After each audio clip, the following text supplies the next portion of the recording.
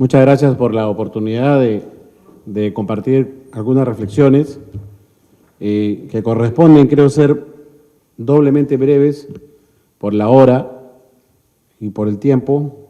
Ya va a ser la 1:30, pero sí creo que es importante que señalemos algo, sobre todo en estos momentos, ¿no? En momentos en los cuales vivimos en una etapa bastante compleja, porque a este tribunal le ha tocado tener que definir o resolver un tema bastante controversial y ciertamente no va a ser el último, ¿no?, sino es el primero. Así que el futuro viene bien complejo, parece autopista o parece pista en el norte con el fenómeno del Niño, lleno de huecos que definitivamente vamos a tener que sortear en los próximos tiempos. Y vienen cosas muy difíciles, ¿no? Vienen tensiones de poder, el caso Castillo, el caso Ministerio Público versus Junta Nacional de Justicia, ¿no? Entre otros temas sumamente relevantes que siempre van a estar en la cresta de la polémica como consecuencia de lo difícil que puede ser una decisión del Tribunal Constitucional. Pero precisamente para eso tenemos Tribunal Constitucional, ¿no? O sea, es la razón del Tribunal Constitucional, precisamente es tratar de resolver dentro de la vía del derecho lo que en todo caso nos llevaría a irnos fuera del margen del derecho mismo en sí, ¿no? Y tengamos que proceder alterando el quiebre o quebrando el orden democrático, quizás con posiciones fuera del margen de la Constitución y de la ley. Entonces el Tribunal Constitucional es una formidable creación del siglo XX, a través del cual buscamos, mediante esta institución, tratar de resolver y pacificar el ordenamiento jurídico frente a problemas de este nivel, ¿no? Por el lado de los derechos, el tribunal está sumamente fortalecido, ¿no? Porque permanentemente hablamos de una dinámica como intérprete final de la Constitución, de la creación de nuevos derechos y algunas vertientes nuevas que se van dando con el paso del tiempo. Y por el lado de la democracia, creo que el rol que tenemos es trascendental y definitivamente eso va a implicar que en muchos casos se generen severas tensiones y posiciones contrapuestas, ¿no? Algunos van a estar a favor, otras en contra, pero lo cierto es que un modelo democrático y la institucionalidad de una sociedad se mide también por el respeto a las decisiones de sus órganos de justicia. Y en este caso, de acuerdo a la Constitución, el Tribunal Constitucional es el máximo intérprete de la Constitución, es decir, el intérprete supremo.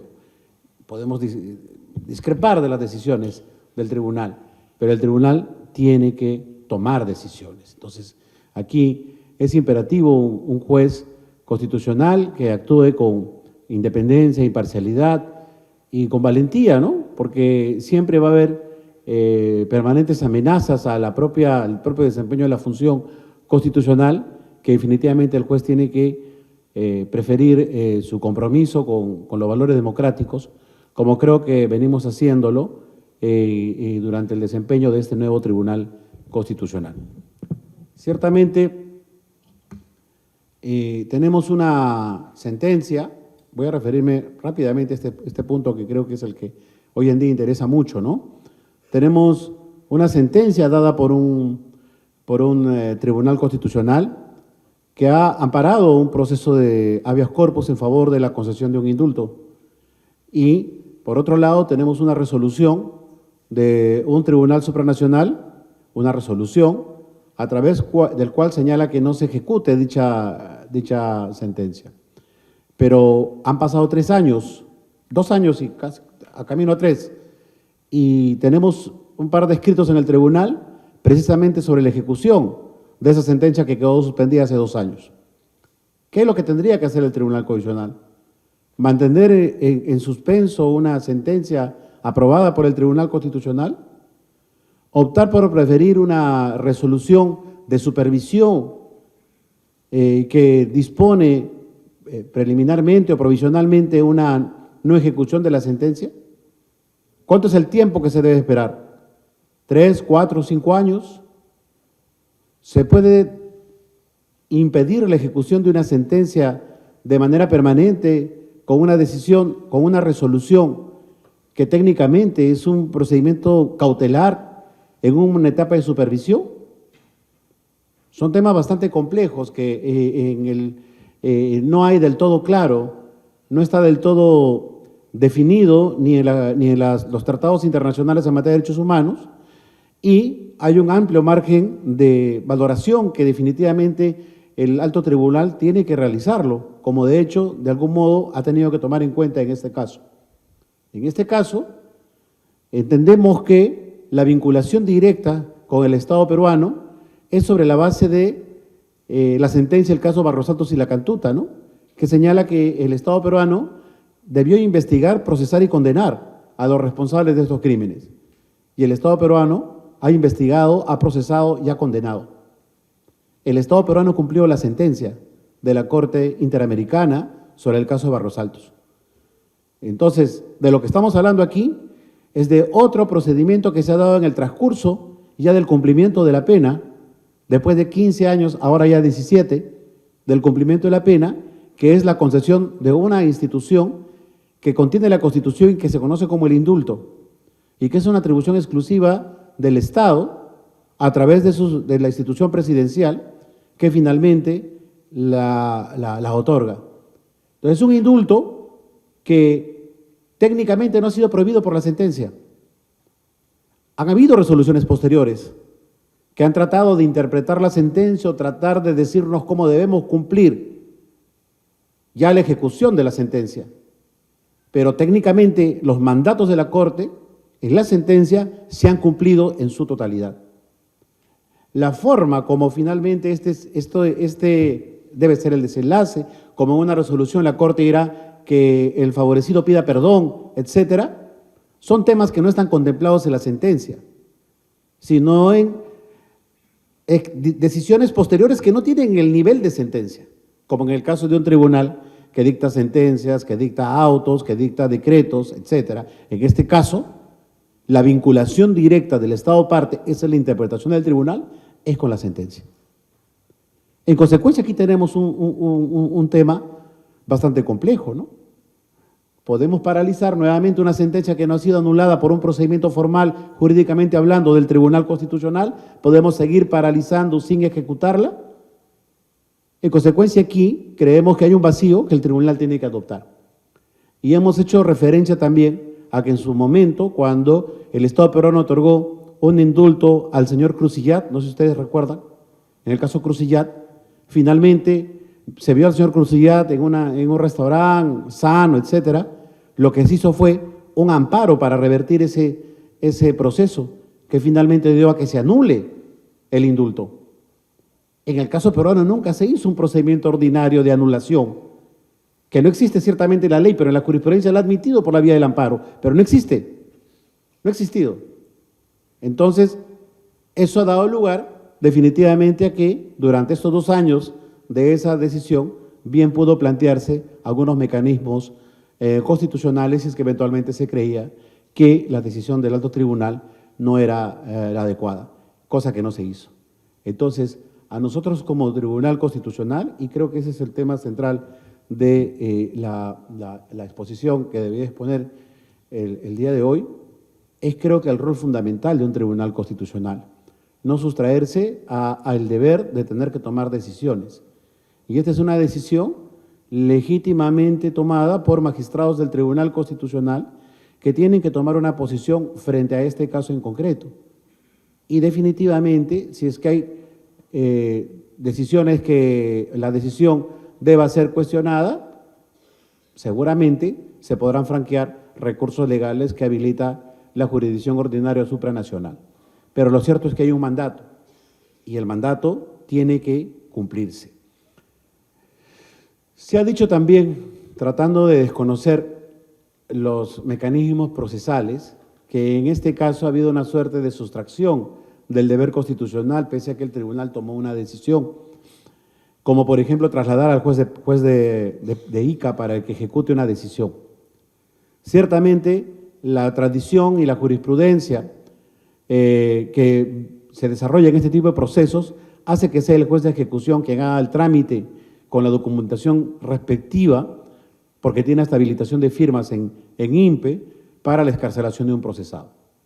Pero también es verdad que el nuevo Código Procesal Constitucional, en el artículo 27, establece que las salas, y se podría entender que el tribunal es una sala, si es que concede la liberación de una persona a través de un proceso de habeas corpus, debe ejecutar de manera inmediata.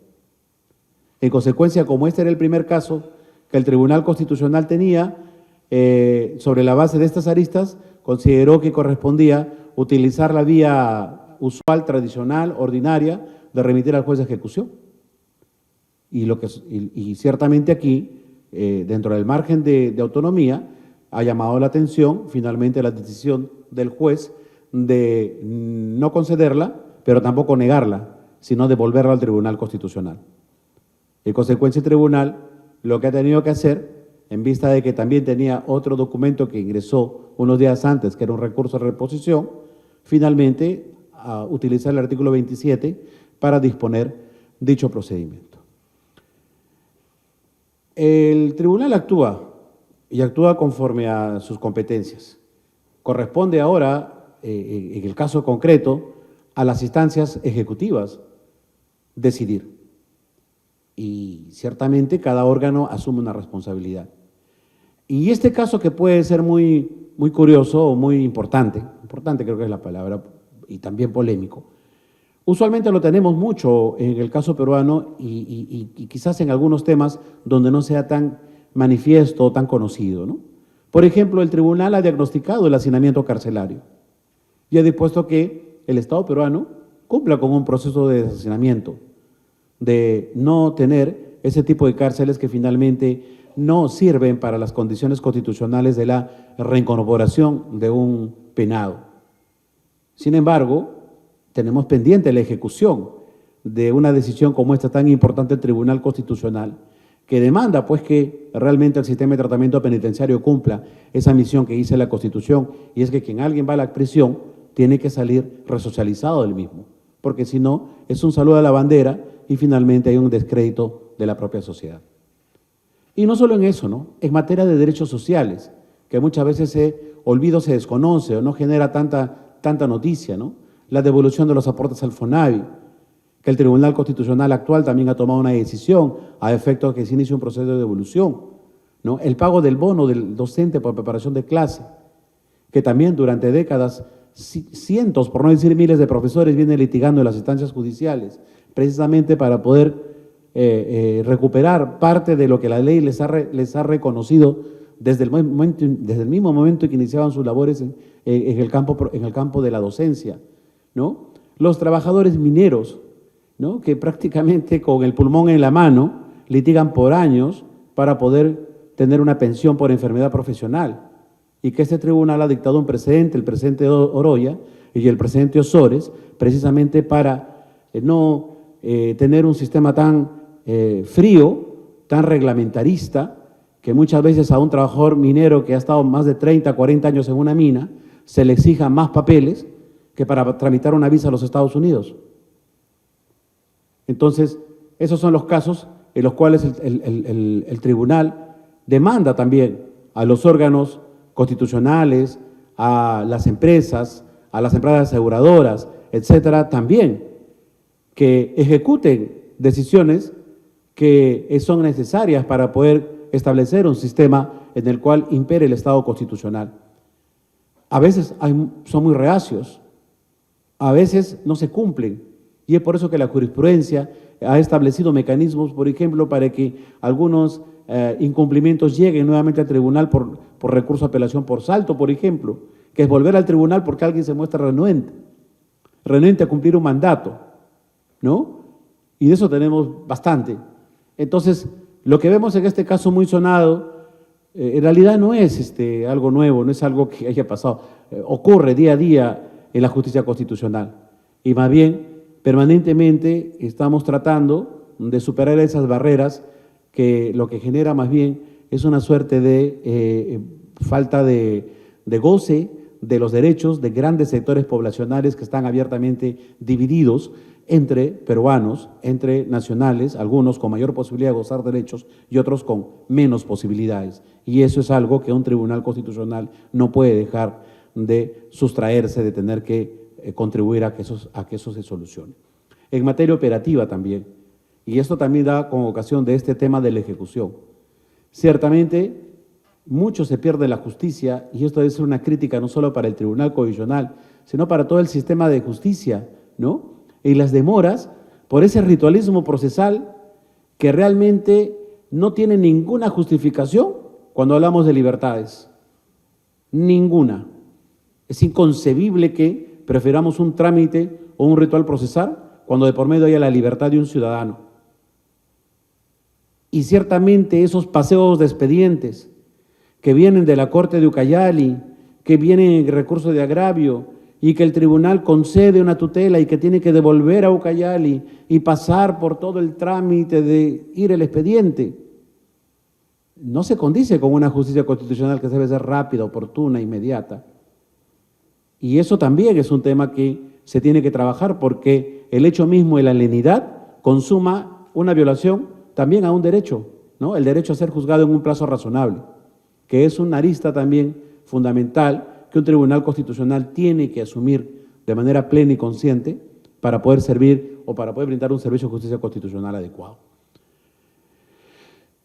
Tenemos muchos temas. Sé que ahora estamos en el Tribunal Constitucional, en estos meses ha venido conmemorando los 30 años de vigencia de la Constitución de 1993 y ciertamente los tiempos han cambiado, ¿no? Ahora la dinámica social transforma la realidad más rápido que antes, ¿no? Antes los cambios se van cada 30 años, hoy en día te das la vuelta y ya cambió todo en la sociedad, ¿no? O sea, es increíble cómo cambian las cosas, ¿no? Los chicos de 15 ya no son niños, ahora son jóvenes, ¿no? O sea, es una cosa, pero cosa de locos dirían, ¿no? En realidad, eso implica también que la dinámica de la justicia tenga que estar permanentemente retroalimentándose y tratando de adaptarse a la problemática de la realidad, porque si no, ¿de qué sirve la justicia? No puede ser una justicia para los 2000, cuando estamos en el pleno 2020, en esta década del 2020. Definitivamente la tecnología, los avances, la problemática, los nuevos derechos, la nueva problemática de los jóvenes, la salud mental, etcétera, se convierten pues en objetivos que definitivamente no pueden dejar de ser tratados. Yo diría que la Constitución, en cuanto a los derechos, la vigente Constitución, y con esto termino, la vigente Constitución creo que deja un gran margen en esa dinámica de los derechos para que sean los intérpretes los que enriquezcan la Constitución. Y creo que eso está bien. Y como lo dijimos en algún momento, siguiendo un cuadro de Richard Albert, Venezuela tiene 80 artículos sobre derechos humanos. Sin embargo, no creo que en Venezuela haya respeto más a los derechos que en el Perú. O sea, la suma de artículos que declaren derechos de la Constitución, hoy en día no sirven. Hoy en día lo importante es que haya intérpretes constitucionales y que estos actúen realmente con independencia, imparcialidad y con un claro compromiso con el Estado constitucional. Pero creo que sí, donde tenemos que seguir reflexionando, y de hecho aquí están dos especialistas, Oteo en el Horizonte, el profesor Hackanson y el doctor Cáceres, sobre el tema de la estructura de poder. Y creo que ese no es un tema tampoco de la Constitución del 93, es un tema del constitucionalismo peruano. Es un tema de toda la historia constitucional del Perú. Tenemos una estructura de poder deficiente. El Senado del 79 no servía. O sea, si vamos a pensar retornar al Senado del 79, sería una reforma bizantina, ¿no? El centralismo que tenemos desde los inicios de la República no sirve.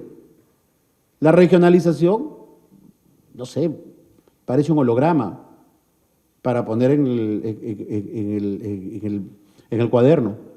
O sea, tenemos que enfocar esa grave complejidad de una geografía difícil, de diferentes nacionalidades. Tenemos que empezar a buscar puntos de concordia que permitan diseñar un modelo de organización de poder que llegue a todos.